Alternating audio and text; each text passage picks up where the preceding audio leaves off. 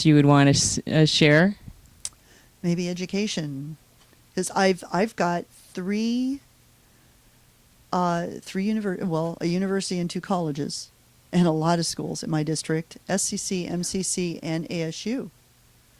And another one of my pet peeves is student loan debt. When I became unemployed, I thought, well, fine, I haven't gotten a job in 3 or 4 months. Yeah, I should start thinking about going back to school, and it's coming up. The semester's coming up. So I tried, and I found out that financial aid is sometimes kind of a lie. They draw you in with this promise of financial aid. And yeah, we can probably get it all covered on grants.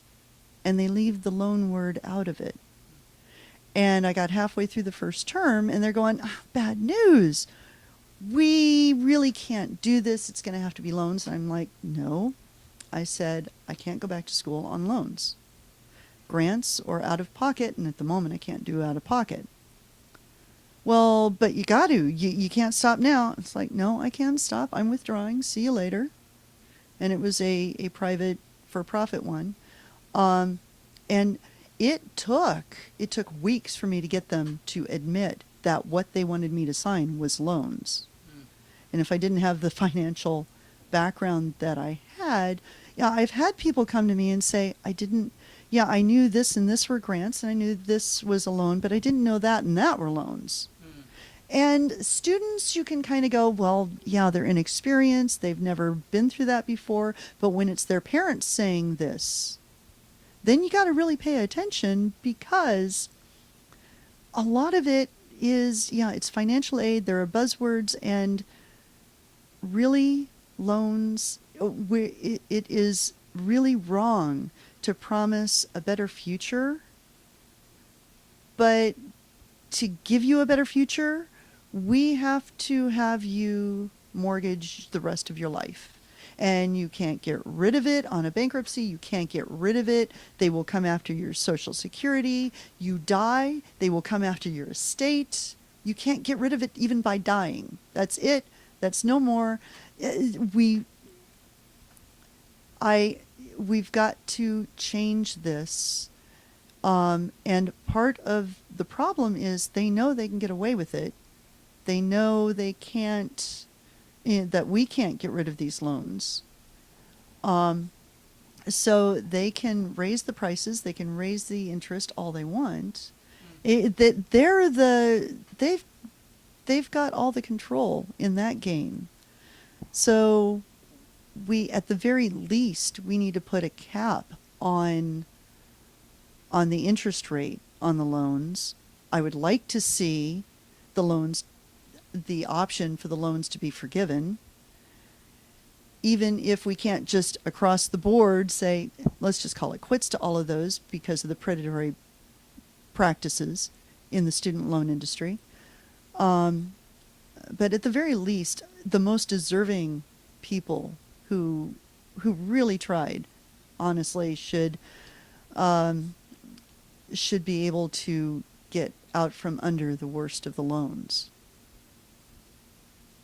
Well, yeah, I mean, part of the problem is, is getting, once you have these loans, you think you're going to get a job that's going to be able to pay for those. And then when you don't, especially when our economy hits the bottom, I just don't see them doing it. And I've heard so many kids, young adults who... Adults and people my age who are 30, 40, 50 years old going back to school. I thought I was doing the right thing. And now I've got a second mortgage on the house, and I've tapped out all my credit cards, and at least I can do a bankruptcy on the credit cards. But these student loans, and I'm trying to retire, and I can't retire, and I can't pay these loans back, and it's a nightmare. All just to improve yourself. We're trying, and it's not, in a lot of ways, it's just not fair. And I remember when going to SCC, when I first went to SCC, $45 tuition for full time. Wow. Yeah, that was a while back, and it cost more for books than for tuition, and we thought that was bad. My mom was going to ASU, so it was really strapping us.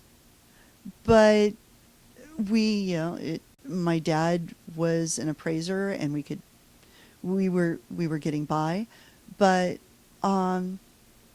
and we took out loans, and we paid back the loans for mom's education.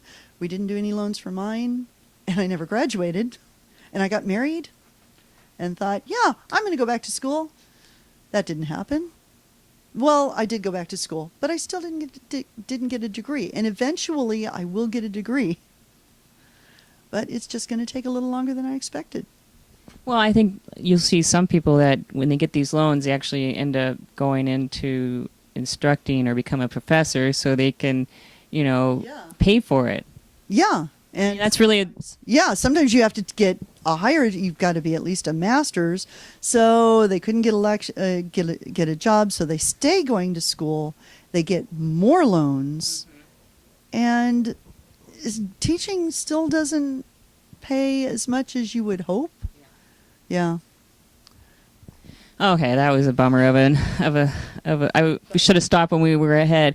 But anyway, well, this is really great talking with you. I appreciate you sharing all these in-depth ideas, and I hope you do fair in the election. Well, I'm hoping to win.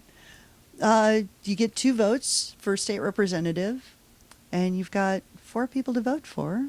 Me, a Republican, and the 2 Democrat incumbents. So, and they're all wonderful people. So it's kind of hard. Well, it's easy to run against people when you're all getting along. And, we all hope for the best for each other.